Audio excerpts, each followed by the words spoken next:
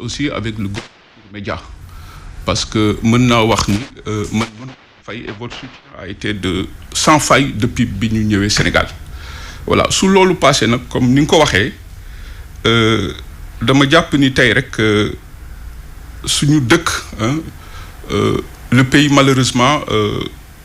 dafa traverser des moments très troubles boo xoolee sax ba léegi tey boo génnee di nga gis les cendres de l'explosion sociale bi nga xam ni moo secoué Sénégal loolu moo tax ñun ñu jël suñu bâton de pèlerin pour ne il faut que ñu taxaw waxtaan woote jàmm parce que soo xoolee le 8 mars le président de la République dafa def un discours d'apaisement tey ñun ñu koy tendre la main sur ce discours-là moo tax tey ñu ne Sénégalais yi war nañoo mën a toog juboo puisque boo dégloo fan yële passé dañu wax ni des forces occultes se seraient introduites même dit-on du côté de l'État donc tey dama wax ni tey donc il y a une question de sécurité nationale qui se pose de ce fait tey force sénégalais yi yëpp nag ku nekk foo mënti nekk ci àddina war nañoo mënoon toog pour faire face aux défis qui nous attendent parce que tey nag dama wax ni les enjeux sont énormes jàmm boobu ngay wax jàmm googu pour mu am lan la ñu war a def ba jàmm ba mu ñëw waaw jéem a juboo xoolaat suñu biir parce que ñunu neen la xam nga dama ciy waxtaan ak ñi nga xam ni maa ngi interpellé ñi gën a jege sax le président de la République am naa ci ay xarit ku mel ni Maodo Malick Mbaye dama ciy waxtaan ak moom ñoom ñi jege président bi je crois que tey c'est l'occasion xam nga maa ngi bind sax benn bataaxal démb bu may tudd le journaliste et consultant Adama Gaye parce que tey dama jàpp ni ñëpp dañu war a toog pour ñu tegaat beneen pacte social boo xam ni ku nekk da nga ci gis sa bopp dans le respect des règles édictées par la Constitution ñëpp toog chefs religieux yi commencé woon nañu il faut appeler les Sénégalais il faut appeler les fils de la diaspora ñu toog pour que situation bi ñu nekk nii ñu jéem ko dépasser il faudrait de la hauteur et un esprit de dépassement parce que li xew nii Sénégal damay wax ni ça n'honore pas le Sénégal moo tax may ñaan l'unité nationale aujourd'hui il faut que ñu toog pour faire face aux défis parce que y a mbas mi mais en même temps Boubacar Seye jàmm moo gën lépp waaye itam est-ce que wenn taxawaay wi war na ñenn ñi yaa ngi wax diaspora bi gis nañ ni réew mi bu coow amee dafa am ñenn ci nekk diaspora bi du ñëpp ñoo xam ne bokk nañ ci ñi xambataal bi bokk nañ ci ñi gën a ñaaw lamiñ ci ay saagaak ñoom seen loolu itam est-ce que duñu saafara loolu ba noppi bala ñoo jublu ci leneen absolument parce que xam nga nous avons une position de principe qui ne change pas saaga moom duñ ko d'accord kenn parce que ñun duñu d'accord kenn bëggul ñu saaga la kenn bëggul aussi ñu toroxal la donc effectivement ces comportements là c'est à revoir man maa ngi ñaax képp koo xam ne rek yaa ngi ci diaspora bi parce que ñoom laa gën a mën a waxal parce que ci diaspora bi laa bokk kon je suis d'accord pour ñu wax ni ku ñu naan Ousmane Tounkara nekk ci Amérique te ñëpp xam mëninam loolu itam te ñu teg ko loxo sax war ko àtte foofu ñu ne wala ñu indi ko Sénégal noo gisee moom kaawam par exemple waaw mais man dama jàpp ni lépp rek mën nañ ko mën a lijjanti parce que doomu sénégalais la doomu sénégalais la gaa mën naa waxee noo xam ni ñu ci bëri d'accorduñ ci mais nañu fexe ba xam nga tey dafa am ce qu'on appelle y a une pathologie qui attaque suñu système politique depuis des décennies boo xoolee cette pathologie là dafa indi une crise de confiance aiguë entre le peuple les institutions et les hommes politiques ba nga xam ni amatul confiance ci diaspora bi gis nga évolution bi mu am tey y a un mécontentement total gis nga wax nga ka Tounkara ak ñeneen ñoo xam ne ñëpp a ngi wax mais il est temps actuellement qu'on fasse taire ñu dépassionner débat bi tuuti dëgg bal bi dox jàmm parce que le Sénégal nag vitrine la le Sénégal est une porte d'influence kon am na loo xam ni muy feeñ ci dëkk bi di jëm bitim réew gis nga à un moment donné semaine yële passé donc le Sénégal a fait honteusement la une des médias ci àddina bi loolu je crois que baaxul ci dëkk bu mel ni Sénégal loolu moo tax muy diaspora bi muy Sénégal je crois que il est temps que ñëpp toogaat waxtaan xam ni kat lii ñoo ko bokk et aujourd'hui le défi c'est faire face comment on appelle à la menace sécuritaire bi ñu wax le défi c'est la préservation de notre stabilité sociale. Le défi, c'est de faire face à l'extrême pauvreté bi nga xam ni tey xale yaa ngi dee ci géej gi ak yeneen ak yeneen. xëy na yéen ONG Horizon Sans Frontières am ngeen ci rôle bu mag bu ngeen ci war a jouer xam leen ne ñoom dante bitim réew lañ nekk waaye ay doomu réew leen mi war nañu def lépp loo xam te ne day indi jàmm ci réew mi parce que bu ñu nekkee foofu di saaga yaakaar ne xëy na ils sont protégés demeewul ni. dëgg la gis nañ fi ay nit ñu saaga ñu jëli leen indi. dëgg la saaga yi moom comme ni ma ko waxee rek ñun duñ ci d'accord duñu saaga kenn mën nañoo wax li ñu naqari quand même dans le respect de tout le monde saaga bañ a am wax bu ñagas bañ ci am ñu xam ni ñun ñëpp a bokk Sénégal nañu ànd defar loolu moo tax tey man mënuma lu dul woote à l'union ñun ñëpp ñu ànd nekk benn. Que le Sénégal puisse quand même se réconcilier avec sa diaspora. tey am na leen loo xam ni tam waras na ci defuk njàngat mooy. bi fi li fi xewee woon fitna yeeg bakkaani ci rot. ba njiitu réew mi jël kàddu. wax ci wàllu xëyu ndaw ñi. nu mu koy gën a ñoŋalee jëlaat ay milliards yu bari ne nguur gi dina ko génnee. loola déggoon nañ ko jamono yi nga xam ne gone yi dañ doon jël gaal lool fan yee ba ñeenti téeméer ci ñoom 400 xale yu Sénégal des nañ ci géej gi. sa ONG bi di Horizon Sans Frontières ci wàllu tukki. lay yëngu. gaal yooyu ba ñu demee ba gano yooyu faatu. gouvernement bi soppeeku. ñu ni sax gouvernement bi niñ ko tëralee noonu fexe ba saafara tawatu ndaw yi moo ko tax a jóg ba ñu créé ministère spécial artisanat ñoom seen ñu ni déete waaye émeute am ñu ni waaw dinañ génnewaat leneen defaat ko ci ndaw ñi noo gisee taxawaayu nguurug Sénégal ci yittey xale yi Sénégal. waaw xam nga ak luy saafara ci sa gis-gis. waaw li koy saafara tey je crois que situation bi ñu dund keroog c'est vrai que y avait quelques sorties tendancieuses qui réduisaient ces sorties-là de cette jeunesse ci un mouvement d'humeur. Je crois que nañu xoolaat loolu parce que il faut savoir décrypter ce message de cette jeunesse-là parce que tey je rappelle que dañu am une jeunesse internationale avec un degré de pénétration mobile supérieur à plus de 50%. loolu moo tax gisoo soo xoolee dans leur stratégie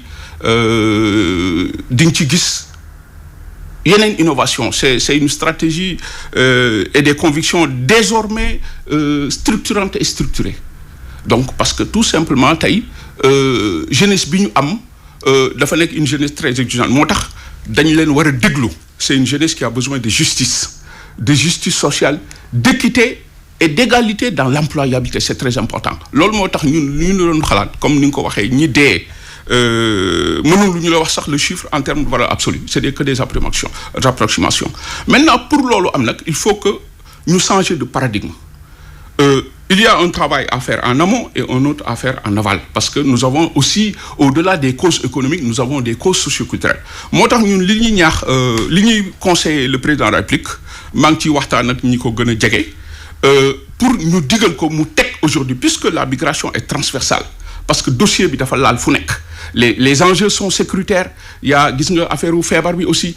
leneen nag leneen lépp mu ngi si il y a toute une économie souterraine aujourd'hui qui génère beaucoup d'argent trafic de drogue trafic d'êtres humains trafic d'organes ñu wax ni il faut que mu teg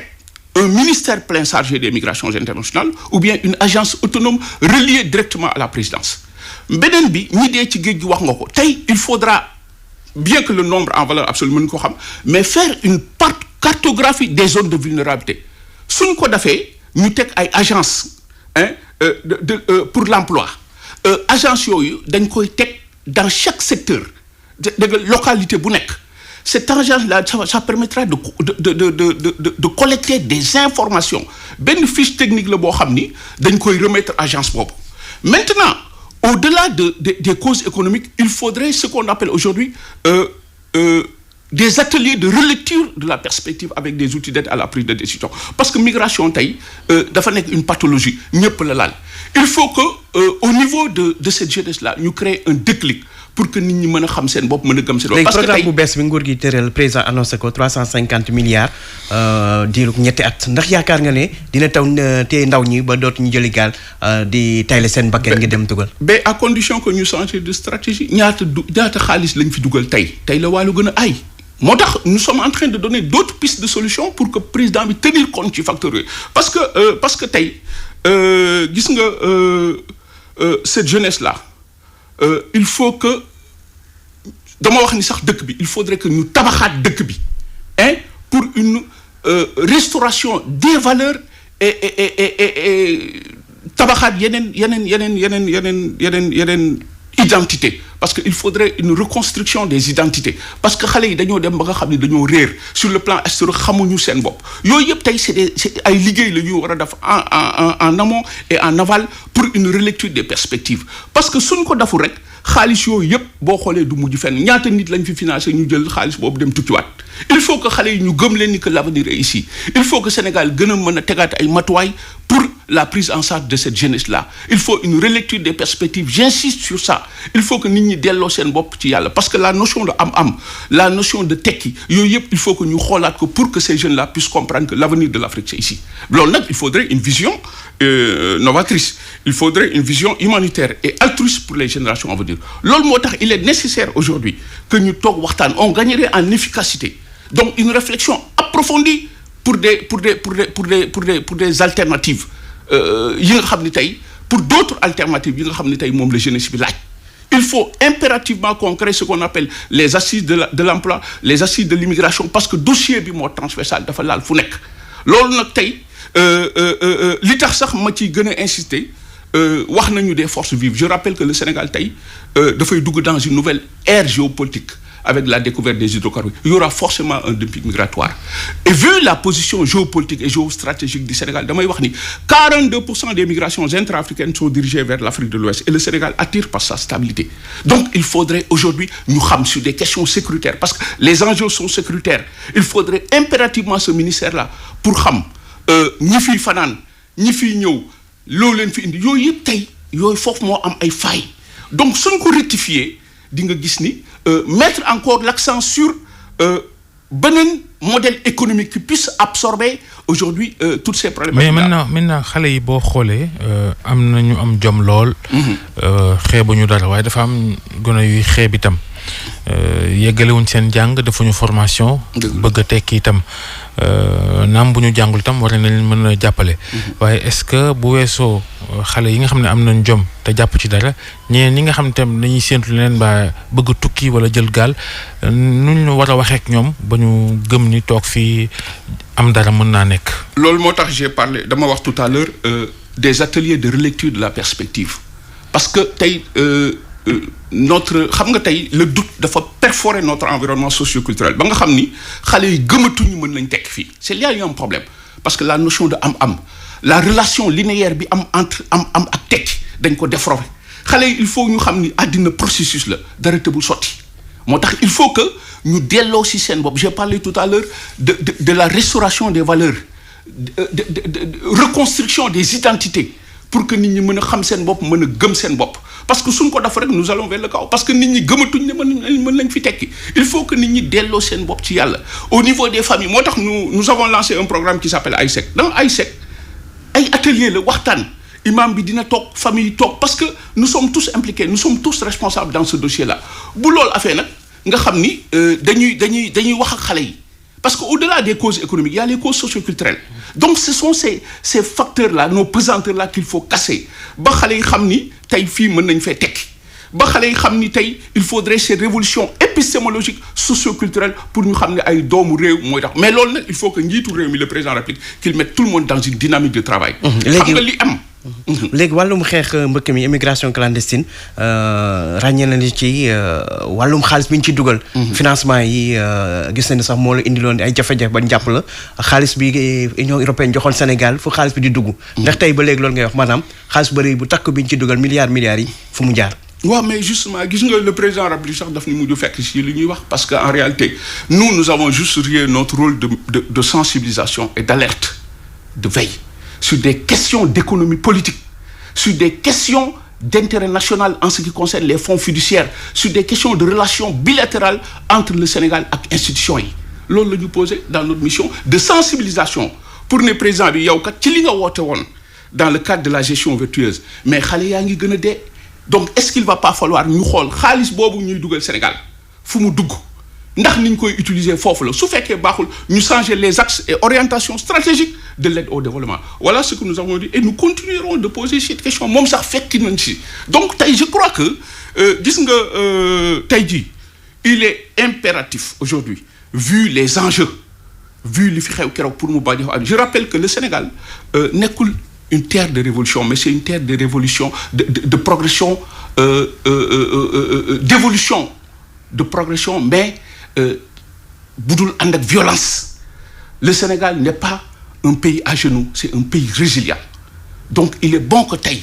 vu li fi am nii ñëpp toogaat ñu tabaxaat avec des compétences avec de l'expertise parce que nag l'ère post-coronavirus tey li xew nii war nañu mën a pousser qu'on fasse avancer la grille de réflexion vers un Sénégal post-coronavirus parce que gis nga tey la notion d'interdépendance de mondialisation la mondialisation yooyu yëpp ils ont pris un coup et le coronavirus risque de marquer la décennie 2020-2030 il faut que ñu fagaru il faut que tey ñu tabaxaat ba nga xam ni tey quelle est la préoccupation des Sénégalais ñu xoolaat tey mooy lekk mooy faju mooy jàng problème yooyu ñu mën ko régler aujourd'hui nous avons tout regardez xoolal avec les vaccinations et pourtant l'Afrique ne propose rien ñu ngi xaar ñu joxuñu kon tey xoolal Sénégal li fi am la médecine les médecins la médecine traditionnelle ñooñu ñëpp tey suñu boole woon damay jàpp ni war nañu mën a proposer dara gis nga dama wax ni dans un pays comme le Sénégal nañu fexe ba après ñu tabax fi ñaari ministère de la santé benn chargé des infrastructures benn bi chargé de la recherche. jërëjëf Boubacar Seye njiital Horizon Sans Frontières li la fa laaj Ndiogou